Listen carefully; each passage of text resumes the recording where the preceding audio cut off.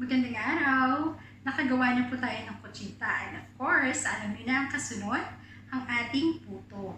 Pero ang gagawin po natin today is hindi po yung pangkaraniwang puto na gawa sa harina. Ang gagawin po natin is yung mas challenging. Pero sisiguraduhin ko po na of course, mas masarap. Yun po ang putong bigas. So, hindi po simple ang paggawa nito. Medyo komplikado, pero kakayanin po natin. So, first time ko rin po itong gagawin. Samahan po ninyo ako at sama-sama po nating pag-aralan. Let's go with the ingredients. Napakasimple lamang po ng mga ingredients na ating putong bigas. At ang pinakauna po dito is of course yung ating pong rice flour.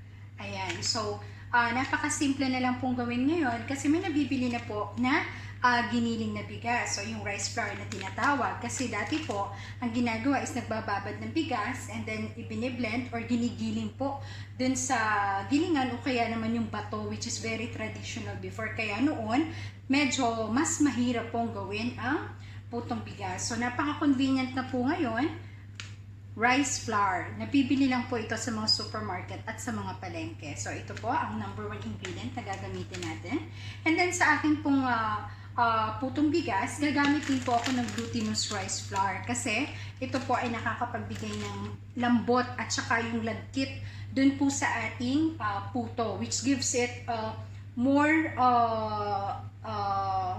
chewy texture. Ano po, hindi siya masyadong dry. At kahit po medyo tumagal, yung storage natin, malambot pa rin siya. So, yun po ang gagawin ng ating malagkit flour or glutinous rice flour. And then, meron din po tayong sugar. Gagamit din po tayo ng baking powder. Gagamit din po tayo ng, of course, cheddar cheese o yun namang melted cheese. So, optional po ito. Ayan. So, meron din po tayo, instant na tubig, plain water ang gagamitin natin. We will be using, ito po, mainit-init pa, ang aking pong pandan water. Of course, it gives aroma, mas mabango ang ating puto, tapos mas healthy rin po siya kaysa gumamit tayo ng plain na tubig. And also, nakakapag-contribute din po siya dun sa pagiging malambot for a long time ng ating puto. Ayan. So, later ko na po ibibigay yung exact measurement kasi ngayon ang uunahin muna natin is yung preparation po nung i-ferment natin na putong mixture. Ayan po, so kumuha na po ako ng ating glass na lalagyan at i-prepare na po natin yung mixture natin na i-ferment natin for 24 hours. Tama po, hindi po agad-agad natin niluluto ang ating putong bigas. Kailangan po i-set aside natin siya for 24 hours para po siya ay ma-ferment. Para po lumabas yung kanyang asim. Kasi yun po ang authenticity talaga ng ating pong putong bigas. So, gagamit po ako ng 2 cups of rice flour. Yan po, ang 2 cups ng rice flour. And then, sasamahan ko po siya ng half a cup ng ating pong glutinous rice flour o yung pong malagkit natin. So, optional lang po ito. Kung gusto niyo pong gumamit na purong rice flour lamang is pwede po yun. Ano po? And then, sasamahan naman po natin ito ng ating pandan water. Ayan. So, kung wala po kayong pandan water, pwede po kayong gumamit ng hugas bigas. Ngayon, kung wala naman po kayong hugas bigas, pwede na lang po kayong gumamit din ng normal na water or normal na tap water or drinking water kung ano man po ang available. So, haluin lang po natin ito.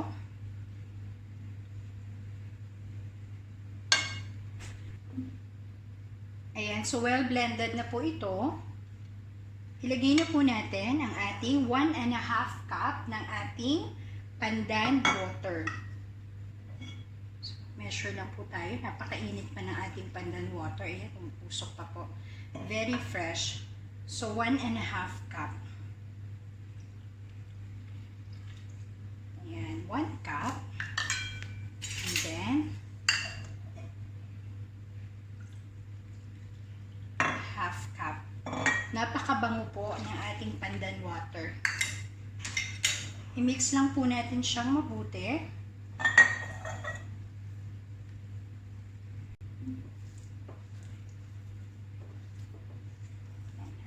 po natin mabuti. Hanggang sa mag-mix na po at mabasa na po lahat yung ating rice flour at yung ating glutinous rice flour.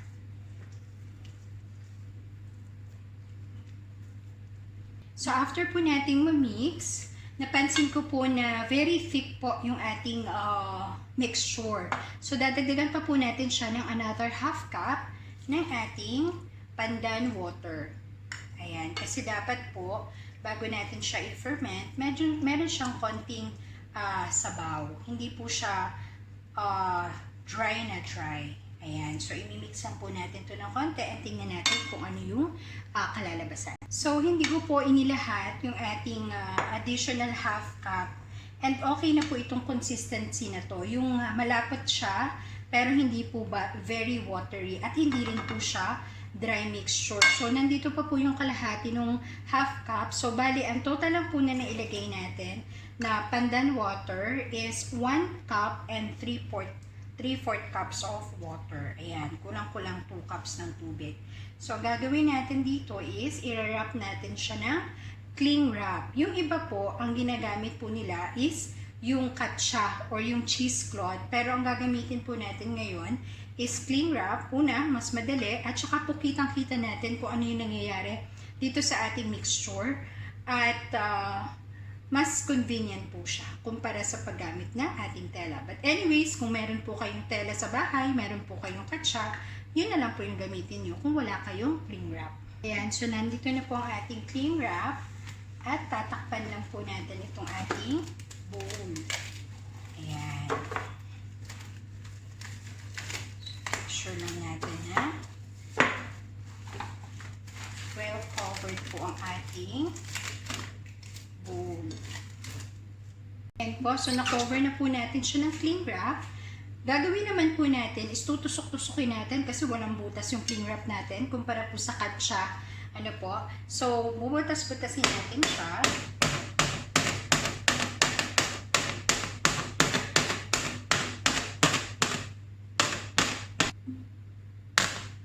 Ayan. So, mukhang sapat na po itong butas na inilagay natin dito sa ating pong cling wrap. Ito po ay makakatulong para makahinga yung ating pong mixture at makakatulong din po ito dun sa fermentation process. So ngayon po is around 9:30 PM dito po sa amin sa UAE. So 24 hours. So tomorrow, same time, bubuksan po natin itong ating pong mixture. So, iiwan lang po natin ito sa normal room temperature po. So, hindi natin siya ilalagay sa fridge, hindi rin natin siya ilalagay sa isang mainit na environment, kundi yung normal temperature lang po na panahon. Ayan. So, depende na lang din po ang fermentation nito kung saang lugar po kayo naroon sa mundo. So, kung mainit yung area ninyo, it will be a little faster. Kung malamig, it will be a little slower po. Ano? So, kaya po ang fermentation process natin is depende kung saang lugar po tayo nandoon. So, usually po, 24 to 48 hours yung fermentation.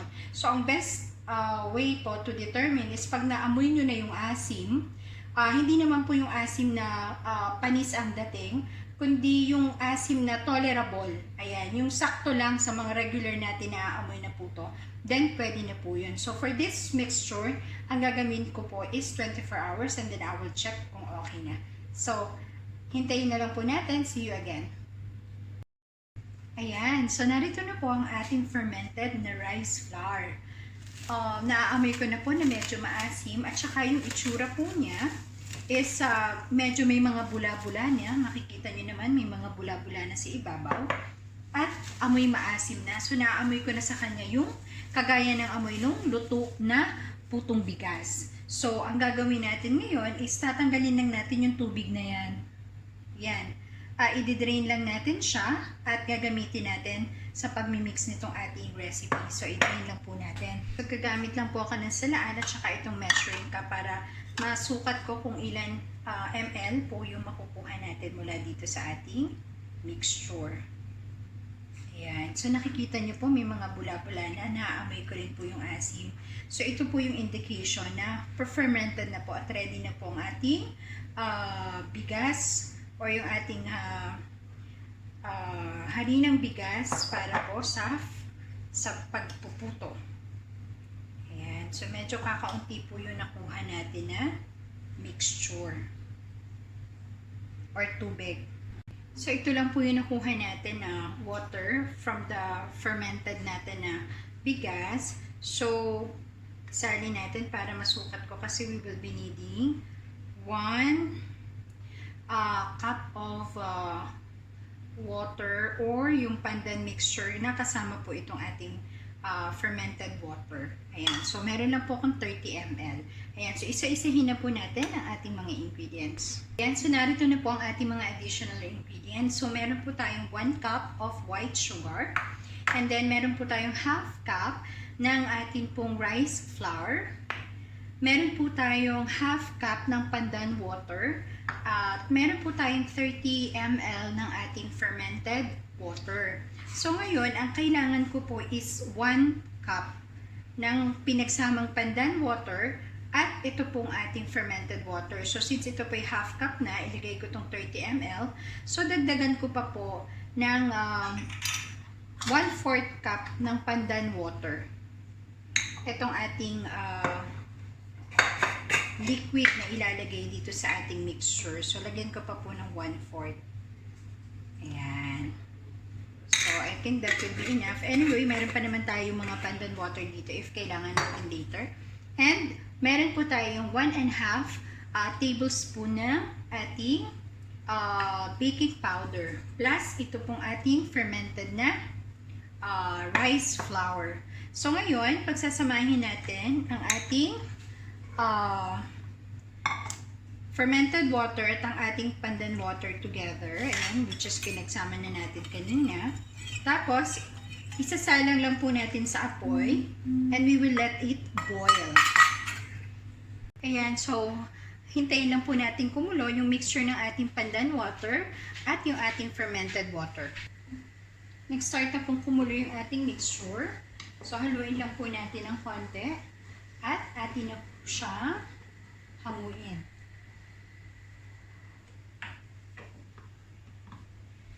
Nangingibabaw po yung amoy ng ating pandan water. Kahit na po may fermented water na kasama siya, nangingibabaw pa rin yung amoy ng pandan. Kaya talagang napakaganda na yun yung ginamit ko. So, ngayon ilagay na natin yung sugar. Kasi gusto ko ma-make sure na tunaw po ito bago natin isama dun sa aking mixture.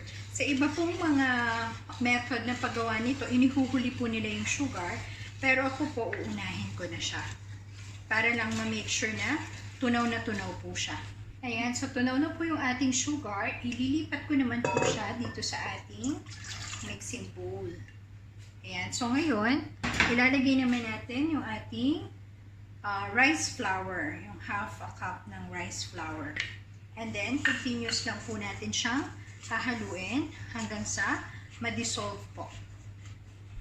Ayan, so nahalo na po natin siya. Pero makikita nyo, meron pa rin pong mga ilang lumps na nandito sa mixture natin. So, tsagain lang po natin yun na matanggal.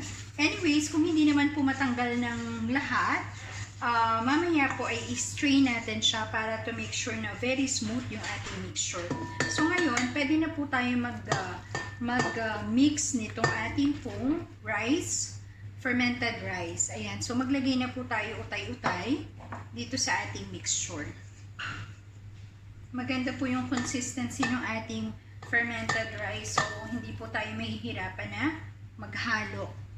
Ayan.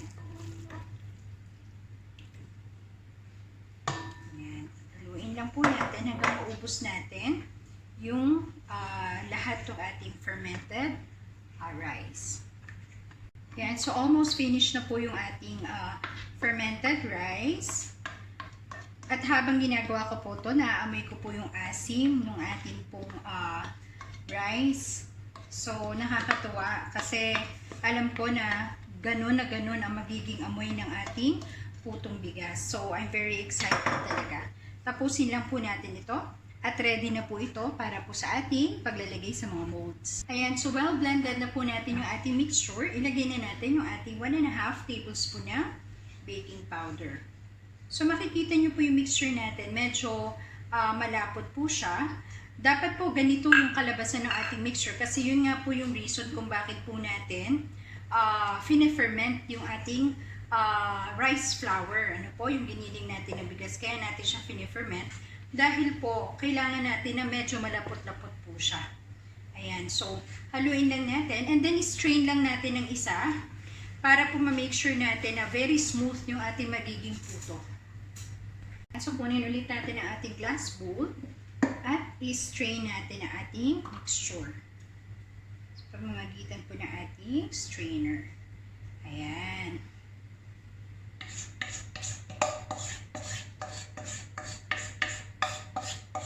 So, hintayin lang po natin na ma-strain lahat itong mixture natin.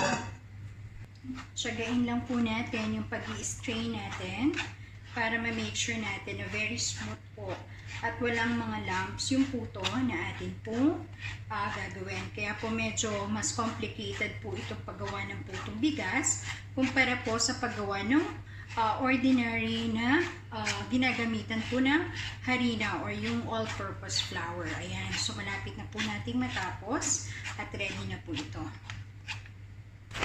So ayan, tapos na po tayong strain ng ating pong mixture at ililipat na po natin ito sa mga molder. So ito na po yung ating na-strain na mixture na amoy maasim-asim. Perfect na para sa ating puto. Ayan, so narito na po yung aking mga puto molders. So I'm using stainless steel and lalagyan po muna natin siya ng grease. Ano? So we're using vegetable oil. Ipapahid ko lang po siya dito para hindi dumikit ang ating puto mamaya pagtatanggalin na natin. Pahiran lang natin siya isa-isa. Ayan. Hanggang malagyan natin siya lahat. Ayan. So ngayon naman, maglagay na tayo ng mixture sa ating mga molds. Ayan. So haluin natin and then saka natin ilagay. So almost puno po dapat yung gagawin natin. Yung malapit po dun sa dulo na ng ating mga molds.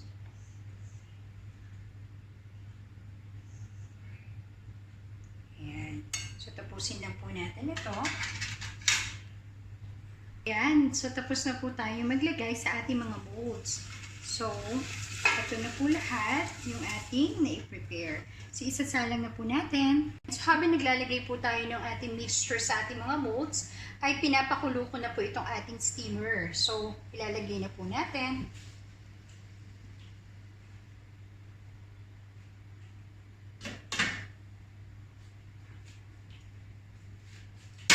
Oops! Yeah. Accidents happen. Buti na lang, hindi po masyadong natapon. Okay pa naman. Ilalagay na po natin. Pupunasan ko na po ng konti itong mga natapon. Ayan. So, makikita nyo po na itong ating takip ay meron pong balot na tela. So, napaka-importante po na lalagyan natin ito ng wet. Ano po? Pwede pong katsa, pwede pong any cotton cloth. Ano po? Na pwede po nating ibalot dun sa mismong ating takip kasi ito po yung mag-a-absorb ng moisture. So habang nag-i-steam po yan, nagpo-produce po ng steam yung ating pong tubig sa ilalim. So pag tumama po siya dun sa takip, pwede pong matumulo dun sa ating pong puto yung ating yung steam. Kaya po ginagawa natin ito, very important po ito, hindi pwedeng hindi natin ito gagawin para maging smooth po yung ibabaw ng ating mga puto at hindi po siya basa. Ayan. So, lulutuin lang po natin ito. Tingnan natin mga after 30 minutes kung ano na po yung pagkakaluto ng puto and we'll go from there. It's been 30 minutes. I-check na po natin. Ayan, hinaan muna natin ang apoy para hindi siya masyado mag-steam. Wow! Tingnan nyo po. Looks so nice. Amazing. So, i-check muna natin ang ating mahiwaga. Wow! So, wala na po. Natitira. May sumabit lang but very, very kaunti. This means wala na pong sumasama halos. So that means, luto na po. Itong isa medyo malambot pa. But the rest mostly are okay. Tingnan natin yung kabila. Yung ilalim. Oh, okay. Mukhang luto na po ito. Ayan. So, let's just leave it for another 5 minutes and then hanguin na po natin. 5 minutes is over. Tingnan naman natin. I think this should be perfect. Oh, flawless. Oh, halos wala na.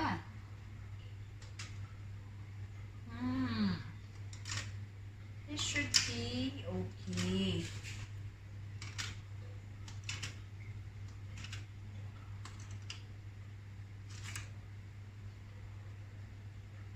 Okay na po ito. Hanguin na po natin. Ayan na po. So, hinangon na natin ang ating putong bigas. Ayan. So, nakakatuwa po. Mukha siyang puto. Amoy puto. At saka po, ang putong bigas talaga, pumuputok po yung kanyang ibabaw. So, nakaka-excite po. Palamigin lang natin at titikpan na natin siya. Very excited po ako para dito sa ating moment of truth kasi hindi po basta-basta ang atin pong niluto today. Ito po ang putong bigas. So, may nag-request po nito sa akin at ito na po ang ating putong bigas. So, 25 hours po ng fermentation ang hinintay natin bago po tayo nag-come up dito plus 35 minutes po ng total steaming time. So, all in all, napakatagal po ng ating hinintay, no? Para po matapos natin ang paggawa ng ating puto. But then again, itong mga ganitong klase ng kakanin po kasi is classic. At kung gusto po nating matikman yung classic na lasa nito, talaga pong paghihirapan natin siya. And I know na this is all worth it. So, ang amoy po niya is amoy authentic na putong bigas kasi nga po ferment natin. And amoy po yung asim niya. Hindi po yung amoy asim na panis, kundi yung talagang yung asim po ng bigas, ano po, na ferment. Ayan. So, eto na po yung kinalabasan ng atin pong puto. So, makikita nyo po, ayan. At saka po, makikita nyo na bumuka po siya dun sa ibabaw. Kasi, pag ini-steam po, ganito talaga yung nangyayari sa ating putong bigas, which is hindi po kagaya ng puto na made of all-purpose flour na makinis po yung ibabaw, hindi po sila bumubuka. So, yun po yung pagkakaiba ng dalawa. Also, ito pong putong bigas is mabigat kada piece. Ano po? Ang putong made of all-purpose flour is magaan po siya. Kaya medyo mas marami tayong nakakain dun sa all-purpose flour na puto kumpara po dito sa putong bigas na kahit isa lang, mabubusog na po tayo. And since ang hirap talagang gawin, parang isa lang talaga dapat, medyo mabusog na tayo. So, ngayon, tikman na natin siya kung ano ang lasa ng ating puto. So, may mga different ways para po kainin itong ating puto na to, no? So, merong nilalagyan po ng niyog, meron naman po na cheese ang inilalagay, or pwede naman natin siyang kainin as is. So, lahat yon itry natin para malaman natin kung masarap ba siya talaga. So, ngayon, kuha po tayo ng isang piraso. Yung medyo, anyways, magkakapareho naman halos yung dami nito. So, ayan. So, ipapakita ko po sa inyo. Ayan. Ito po. Ayan. So, kamayin ko na. Anyways, ako naman ang kakain itong isang ito. Ayan. So, ito po siya. Makikita nyo po bumuka. Ayan. So, ito po talaga yung texture ng atin pong putong bigas. So, I just want to show you para po pag sinunod niyo yung aking recipe is makita nyo or malaman ninyo yung dapat ninyong i-expect pag sinunod niyo yung aking same exact recipe. Ano po? So, una, tikman muna natin yung plain para makita natin yung texture niya. So, kakamayin ko na. Dahil dapat naman kamay talaga ito. Ayan. So, ayan po, oh. Putong-puto at luto po siya ng maayos. Malambot po siya at saka sticky. Pag hinawakan po, sticky. Ayan. Amoy authentic na putong bigas. So, tikman na po natin.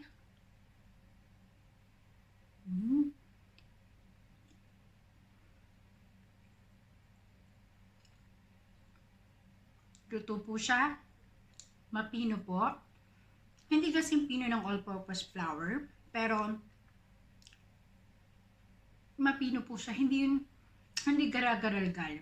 Ayun, hindi siya buo-buong ano po. Kasi in-strain po natin siya. Kaya importante po na ini-strain natin. Sticky po siya. At hindi po siya masyadong matamis. So that's my own preference po. Ayoko na masyadong matamis ang aking kakanin because pwede natin siyang kainin with some accompaniment, ano po, kagaya po ng, yun nga po, yung, what you call this, grated coconut, at saka po yung cheese, ayan. Tamang-tama po, pwede po siyang kainin on its own, kasi po, siya po ay hindi ganun katamis, sakto lang po siya. Ang sarap po. So, itong isang to, dahil po mabigat talaga ito sa tiyan, lagyan natin siya ng grated coconut. Ayan. Puto, at saka itong kinayod na niyog. Ayan. So, ayan na po siya. Kainin natin with kinayod na niyog. Nakakatuwa po. Amoy na amoy po talaga yung pagkaputo talaga ng bigas. Masaya po. Masaya ang aking pakiramdam. Parang lahat ng pagod ko at yung paghihintay ko, sulit na sulit. Ayan. Yan po. Of course, mas masarap siya kung may kasama siyang niyog. Hindi siya ganun ka-boring na, no? Kasi very basic lang naman po talaga ang ating puto. Sarap po. Perfect na perfect po siya sa akin. See? Sarap. Pwede po ito sa umagahan. Pwede po kahit anong oras. Sa isang araw, kahit anong oras, pwede po natin kainin ng puto. Kagaya ngayon, almost madaling araw na po dito sa UAE. At para ko na siyang dessert, kasi nag-dinner ako, late na rin ako nag-dinner, siguro, before ko to ginawa, before 10 p.m. Ayan. Sarap. Ang sarap po. Grabe. Ngayon naman, tikman naman natin siya with cheese. Yan, mas favorite ko yan. Pinaka-favorite ko yung puto na may cheese. So, magpapalit ako ng pinggan. Ayan. So, kumuha po tayo ulit ng isang puto. Yan po, ganda po ng puto ko. Nakita niyo po? Sundan niyo lang po yung aking recipe at magiging ganito rin po yung kalalabasan. Perfect po na puto. Pwede pong pangregalo ito at pwede pong panghanda. Hindi po kayo mahihiya. At of course, alam niyo yung lasa, kontrolado niyo yung lasa. So, ayan. Lagyan natin siya ng grated cheese. Gusto ko maraming cheeses. Ayan. So, this is may cheddar cheese. Mahilig po talaga ako sa mga cheese. Sino bang hindi mahilig sa cheese, diba? Ang sarap-sarap kaya nito. Tapos, ipapartner mo siya sa masarap na puto. Tapos, pinaghirapang gawin. O, diba? So, perfect. Ayan. So, ito na po yung ating. Ayan. So, ito na po. Ang ating puto na mayroong cheese. Excited much. Sarap. Sarap ng makeso. Ayan.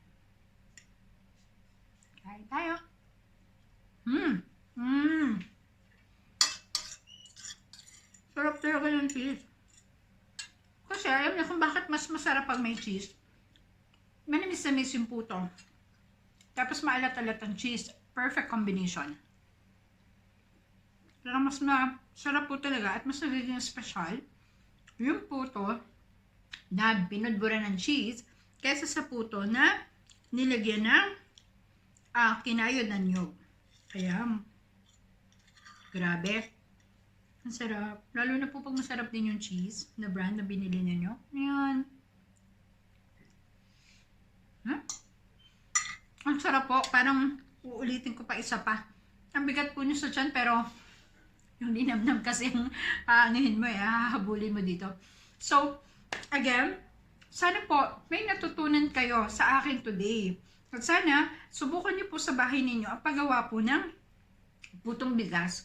Medyo mahirap po, medyo complicated, kailangan natin hintayin, pero it's all worth it po in the end. Kasi lahat ng mga bagay na maganda ay mas okay na pinaghihirapan natin para mas masaya pag kinakain natin or sinaserve natin sa ating mga family.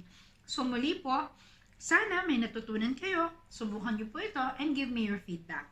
Again, see you again next time. See you again next time po at uubusin ko lang po ito at kakain po ulit ako ng isa pa. Bye!